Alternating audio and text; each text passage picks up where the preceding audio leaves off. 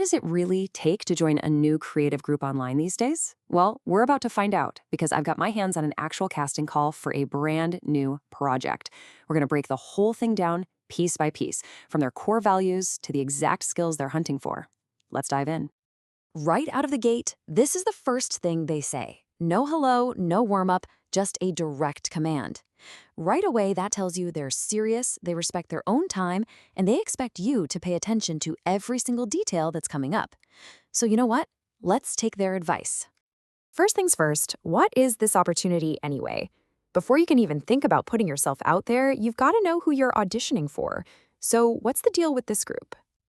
At its heart, it's pretty simple. A brand new creative group, born and raised online, is scouting for its founding members. See, this isn't about joining some big, established thing. No, this is a chance to get in on the ground floor and actually help build the thing from scratch. Okay, now we get to the big picture. Before they even whisper a word about what you'd be doing, they lay out their core philosophy. This is basically the DNA of the whole project, and it tells us a ton about the kind of community they're trying to create. And here it is, their guiding principles. You can see right away it's all about being open and accessible. They want a diverse group, and they're promising everyone a fair shot. But honestly, that last point is the real game changer. The group handles most of the editing. Just think about that. That one little promise basically removes this massive technical barrier for so many creative people who just aren't video editing pros. All right, now that we know the vibe they're going for, it's time to figure out where you might fit in. They've laid out 3 key positions, so let's take a look at what they are and what it actually takes to get one. This chart breaks it down perfectly. If you're a vocalist, it is all about your sound. You don't even have to be on camera. For the dance role, it's obviously about movement, so they're going to need to see your whole body. And for the visual role, well, that's pure on-camera performance. They're looking for that confidence, that charisma. Now, this is a really, really important distinction they're making here. They're basically drawing a line in the sand. They're saying, look, bring us your talent. We need you to have some skill in what you're auditioning for, but don't stress about the editing. They literally say that basic CapCut level skills are all you need. That's huge.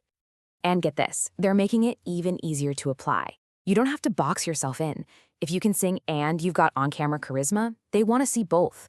It's all about letting you show off the full range of what you can do. Okay, so now we move on to the universal rules. It doesn't matter what role you want, these are the absolute non-negotiables that apply to every single person who auditions. And first up, here's the big one, the age range. They are laser-focused on finding creators between 12 and 15 years old.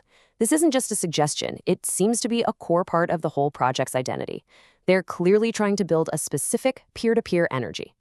Beyond your age, it really just comes down to the vibe you bring to the table. They need people who are comfortable in the spotlight, people who have some charisma. But that last bullet point, that's the one. You have to genuinely enjoy doing this stuff. They aren't looking for someone who sees this as a chore. They're looking for real, authentic passion. All right, let's wrap this up with a couple of final notes. These are some of those little but crucial details that could easily make or break an audition.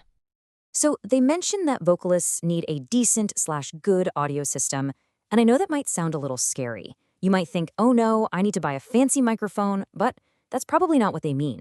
For a 13-year-old, this just means being smart. Record in a quiet room. Go into a closet full of clothes to kill the echo. Just make sure your voice is clear and we can't hear the TV blaring in the background. Simple stuff. So, when you put all these pieces together, the focus on being inclusive, on passion over polish, this whole supportive structure, it leaves us with a really big question.